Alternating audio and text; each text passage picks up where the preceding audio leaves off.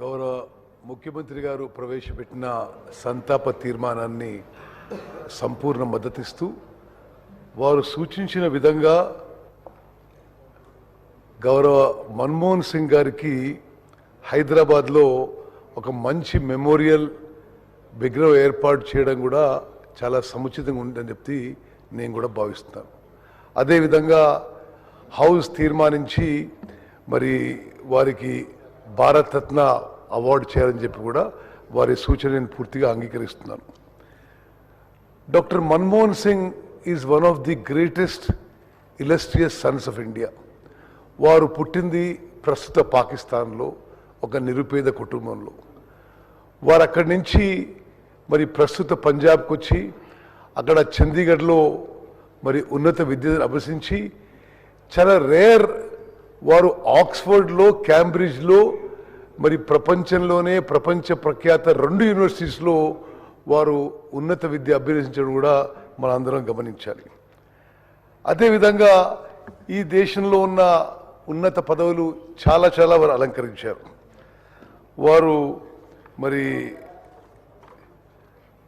Finance సెక్రటరీగా ఉన్నారు government of ఇండియాగా, రిజర్వ్ బ్యాంక్ ఆఫ్ ఇండియా గవర్నర్గా ఉన్నారు, ప్లానింగ్ కమిషన్ డిప్యూటీ చైర్మన్గా ఉన్నారు, మరి యూనివర్సిటీ గ్రాంట్స్ కమిషన్ చైర్మన్గా ఉన్నారు, మరి దేశానికి గొప్ప ఆర్థిక మంత్రిగా ఉన్నారు, మరి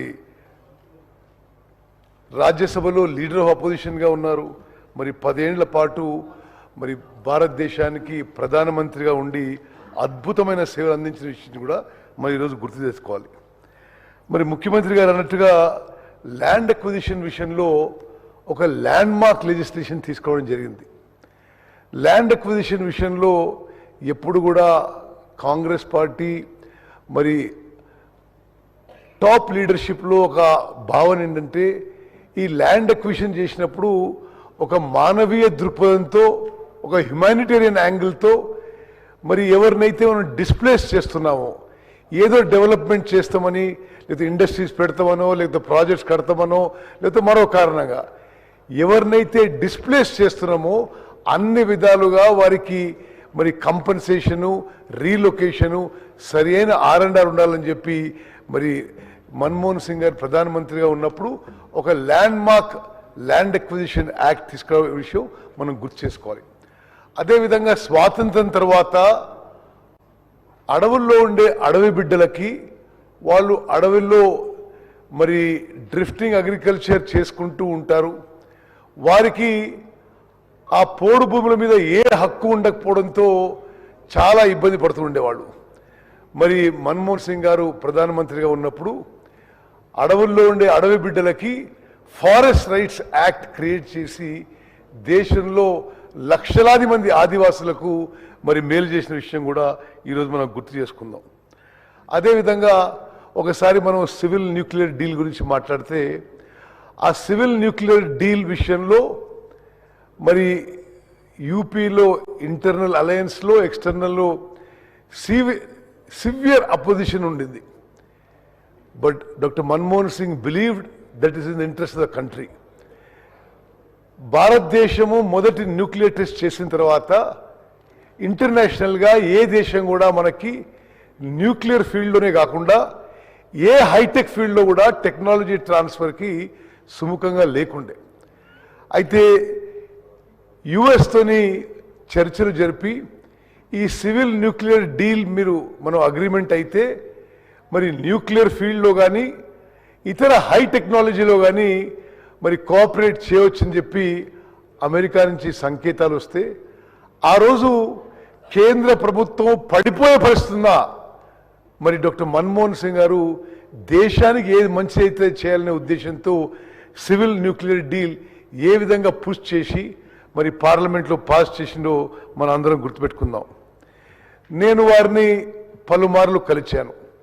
మరి తెలంగాణ ఎడ్యుకేషన్ అప్పుడు కొంత కన్సల్టేషన్ ప్రాసెస్లో మరి వారు మాట్లాడిన కొంతమంది తెలంగాణ కాంగ్రెస్ నాయకులు నేను కూడా ఒకరిని. వారు ఎప్పుడు soft spoken, very humble, very simple person. మరి తర్వాత తెలంగాణ ఏర్పడ్డది. సరే, మేము ఎలక్షన్లు ఓడిపోయినాం. మరి ఏఐసిసి ఆదేశాల మేరకు పివి నరసింహారావు గారి బర్త్ సెంటనరీ సెలబ్రేషన్ చేయమని చెప్పారు. అప్పుడు తెలంగాణలో నేను, శ్రీధర్బాబు గారు, గీతారెడ్డి గారు మరి ఒక సంవత్సరం పాటు పివి నరసింహారావు గారి సంవత్సరం పాటు బర్త్ సెంటనరీ సెలబ్రేషన్ చేయడం జరిగింది. మరి ఆ సెలబ్రేషన్స్కి నేను వారిని పోయి ఢిల్లీలో కలిసి మరి మీరు రావాలి, మీరు ఇనాగరల్ అడ్రస్ మీరు ఇవ్వాలని చెప్పి రిక్వెస్ట్ చేస్తే వారు ఇమ్మీడియట్గా యాక్సెప్ట్ చేశారు. యాక్సెప్ట్ చేసి ఒకటే విషయం అంటే ఇప్పుడు నాకున్న హెల్త్ కారణాల వల్ల నేను ట్రావెల్ చేయలేను, నేను ఇక్కడి నుంచే మరి జూమ్ యాప్లో నా ప్రసంగం చేస్తా అని చెప్పి ఆ రోజు పివి నరసింహారావు గారిపై వారికి ఉన్న అపార గౌరవం, అభిమానం మొత్తం కూడా వారి ప్రసంగంలో చాటుకున్నారు. మరి అదేవిధంగా నేను ప్రస్తుత ముఖ్యమంత్రి, ఆనాటి ఎంపీ, అదేవిధంగా ఆనాటి ఎంపీ వెంకటరెడ్డి గారు మేము పార్లమెంట్లో బయట ఒక దగ్గర కూర్చొని ఉంటే లోక్సభ అండ్ రాజ్యసభ ఎంపీసు బీజేపీ ప్రభుత్వం మీద, కేంద్ర ప్రభుత్వం నిరసన తెలియజేయడానికి మన్మోహన్ సింగ్ గారు 10 ఏళ్ల ప్రధానమంత్రి, ప్రపంచ ప్రఖ్యాత స్టేట్స్మెన్ వారు వచ్చి చాలా సింపుల్గా మా మధ్యలో ఆ నిరసనలో కూర్చున్నారు. నేనంటే వారు 1000 మందిని కలుస్తారు, నన్ను ఎడ గుర్తుపెట్టుకుంటారు అని చెప్పి నేను ఏదో పరిచయం చేసుకునే ప్రయత్నం చేశాను. నేను అంటే ఐఎమ్ సో అండ్ సో అంటే I know Uttam Reddy PCC president అంటే చాలా మెల్లిగా అది అసలు వినపడినట్టుగా వారు మాట్లాడే విధంగా ఉండేది. మరి ఆ విధంగా one of the greatest Sons of India who has made enormous contribution to this country. He is a loss for the country and for the state of Telangana. Loan waiver విషయంలో మనం ఒక నిమిషం మాట్లాడుకోవాలంటే అంతకు ముందు కానీ ఆ తర్వాత కానీ ఏ కేంద్ర ప్రభుత్వము కూడా మరి రైతులకి రుణమాఫీ చేయలేదని చెప్పి నేను మనం చేస్తున్నాను. మన్మోహన్ సింగ్ గారు ప్రధానమంత్రిగా మొత్తం భారతదేశంలో రైతుల రుణం మొత్తం మాఫీ చేసిన ఘనత వారికి దక్కుతుందని చెప్పి నేను మనం చేస్తున్నాను. అదేవిధంగా వారు తీసుకొచ్చిన కొన్ని హిస్టారిక్ లెజిస్లేషన్స్, ఈరోజు మనం ఉంటాం, రేపు ఇంకోరు ఉంటారు, కానీ చరిత్రలో నిలబడిపోయే లెజిస్లేషన్స్. ఆనాడు సోనియా గాంధీ గారు నేషనల్ అడ్వైజరీ కౌన్సిల్ అని ఒక అడ్వైజరీ కౌన్సిల్కి చైర్పర్సన్గా ఉండి, మరి మన్మోహన్ సింగ్ గారు ప్రధానమంత్రిగా అడ్వైజరీ కౌన్సిల్ మరి ఈ యూపీఏ ప్రభుత్వానికి కొన్ని సజెషన్స్, సూచనలు ఇచ్చేవారు. సోనియా గాంధీ గారి నాయకత్వంలోని నేషనల్ అడ్వైజరీ కౌన్సిల్ సూచనల మేరకు ప్రధాని మన్మోహన్ సింగ్ గారి యూపీఏ ప్రభుత్వం national rural employment guarantee scheme చట్టంగా తీసుకొచ్చిన విషయాన్ని మనం చేస్తున్నాం. ఇది ఎంత గొప్ప విషయం అంటే అంతకుముందు ఎప్పుడు కూడా భారతదేశ చరిత్రలో employment was never a right. Employment సరే దొరికింది, లేకపోతే లేదు. కానీ గ్రామీణ భారతదేశంలో ఈ రూరల్ డిస్ట్రెస్, ఫైనాన్షియల్ డిస్ట్రెస్ చాలా ఉందని, ఈ మైగ్రెంట్ లేబర్ ప్రాబ్లం చాలా తీవ్రంగా ఉందని గమనించి మనము రూరల్ ఇండియాకి ఏదో విధంగా మరి ఈ మైగ్రెంట్ లేబర్కి, ఈ పని దొరికిన లేబర్కి మరి ఉపాధి కల్పించాలి, కొంత రూరల్ ఎకానమీకి కొంత అమౌంట్ పంపించాలని ఒక మంచి ఉద్దేశంతో ఎన్ఆర్ఈజీ స్కీమ్ మొదలుపెట్టడం జరిగింది. ఆనాటి నుంచి ఈనాటి వరకు చాలామంది చాలా విమర్శలు చేశారు.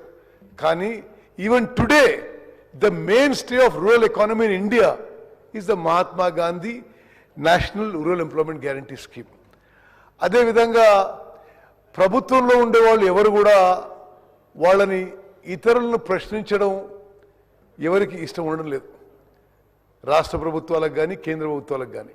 మరి మనం చూస్తున్నాం, అంటే ముందు కూడా కేంద్ర ప్రభుత్వాలను చూస్తున్నాం, తర్వాత కూడా చూస్తున్నాం, రాష్ట్ర ప్రభుత్వాలను చూస్తున్నాం.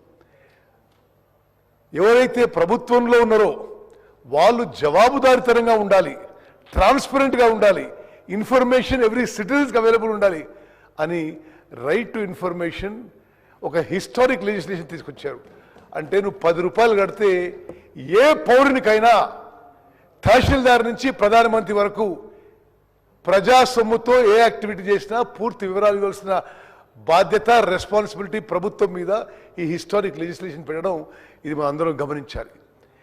అదేవిధంగా మరి రైట్ టు ఎడ్యుకేషన్, మరి నేను ముందు చెప్పినట్టుగా మన్మోహన్ సింగ్ గారు చాలా పేదరికంలో పుట్టారు. వారి చిన్ననాటి ఎడ్యుకేషన్ కూడా చాలా కష్టంగా అయింది. అయితే ఒకనాడు వారు అన్న మాటలు నేను రిపీట్ చేస్తున్నాను. I read under the dim light of a kerosene lamp, I am what I am totally because of education. So I want the light of education should reach to all. ఇది మన్మోహన్ సింగ్ గారి మాటలు. ఈ మాటలు అని వారు right to education తీసుకొచ్చారు. అంటే 6 ఏళ్ల నుంచి 14 ఏళ్ల వరకు ప్రతి పిల్లవాడికి education is a fundamental right. భారతదేశంలో అంతకుముందు ఎక్కడ లేదు. దానికి అనుగుణంగా మరి కేంద్ర ప్రభుత్వాలు కానీ రాష్ట్ర ప్రభుత్వాలు కానీ ఎడ్యుకేషన్ ఇన్ఫ్రాస్ట్రక్చర్ క్రియేట్ చేసి మరి ఇన్ని కిలోమీటర్ల లోపల 6 ఏళ్ల నుంచి 14 ఏళ్ల లోపల ఉండే అందరి పిల్లలకి మరి ఎడ్యుకేషన్ ఈజీగా ఫ్రీగా అందుబాటు ఉండే విధంగా ఈ చారిత్రక చట్టం తీసుకొచ్చిన విషయం కూడా ఈరోజు మనం గుర్తు చేసుకుందాం.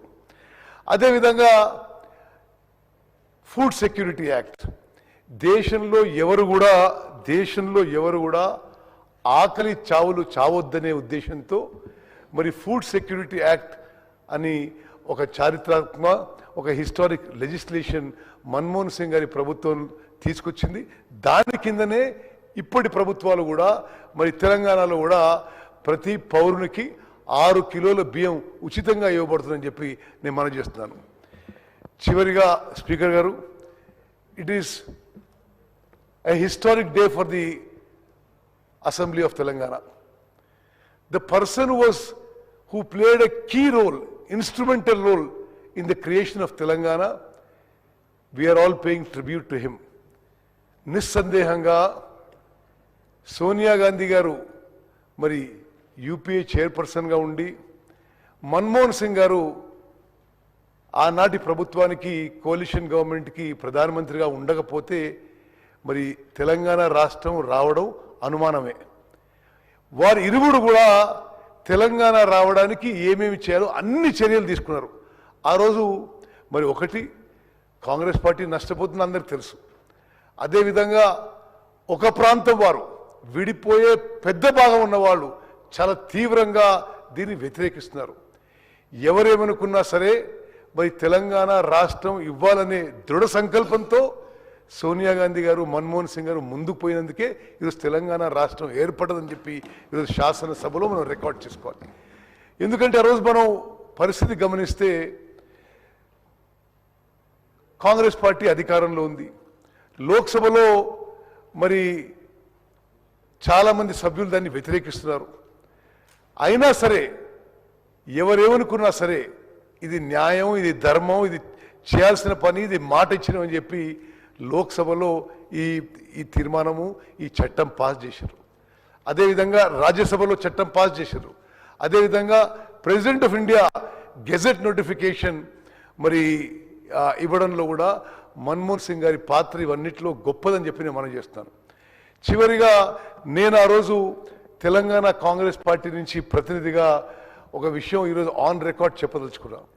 ఆ రోజు తెలంగాణ రాష్ట్రం ఇవ్వాలనా వద్దా, ఇస్తే హైదరాబాద్ నగరానికి ఏ స్టేటస్ ఇవ్వాలి, హైదరాబాద్ నగరానికి వచ్చే ఆదాయం ఎట్లా విభజించాలని పలుమార్లు చర్చలు జరిగినాయి. ఆ కన్సల్టేటివ్ మీటింగ్స్లో నేను కూడా తెలంగాణ కాంగ్రెస్ ప్రతినిధిగా పాల్గొన్నాను. ఆనాడు కూడా ఉమ్మడి ఆంధ్రప్రదేశ్లో 23 జిల్లాలు ఉంటే సరే హైదరాబాద్ నగరం was the financial capital, was the financial source of combined Andhra Pradesh also. Srikrishna commission కూడా ఎప్పుడైతే ఆప్షన్ 1 to 5 రాశారో మరి వేరు ఆప్షన్స్ ఇచ్చారు. మరి రాష్ట్రాన్ని విభజించినప్పుడు హైదరాబాద్ ఇట్లా చేయాలి అట్లా చేయాలని.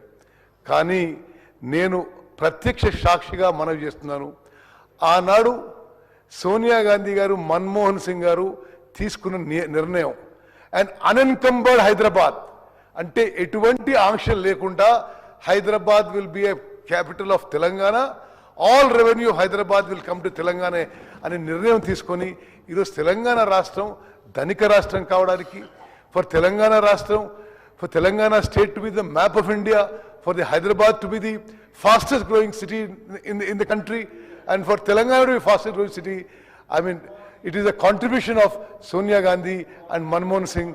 స్పీకర్ గారు, నేను వారికి ఘనంగా నివాళులర్పిస్తూ ముగించుకుంటాను. జై హింద్.